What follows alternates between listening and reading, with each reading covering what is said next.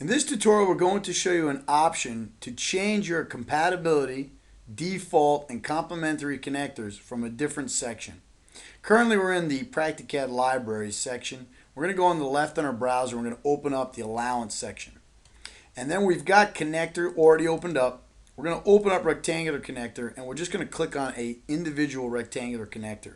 Now, there are separate tutorials on how to utilize all of these parameters.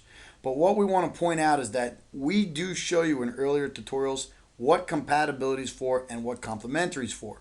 And you can set the compatibility and complementary parameters directly from each individual connector. However, MetaLab has also added a connector options section, which can be activated by going into Allowances and clicking on the word connector. So if you do click on the word connector, Practicad will open up a separate window. And this gives you a general overview of every connector in the software. You have rectangular, round, and oval connectors. You have drop-down lists of each connector type. And what you can do is choose the connector type you'd like. And then you can choose the compatibility right here by just checking the ones you'd like. Then choose the default. And then choose complementary parameters if you need them. So for example, we can say that we just like to go to rectangular, we'd like to go to DuckMate.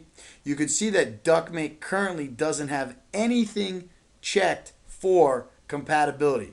Whenever nothing is checked, Practicad as a default automatically makes each connector compatible with itself.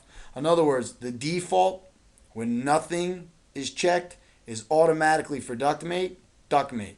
The default for TDF, if nothing is checked, is automatically TDF, and so on.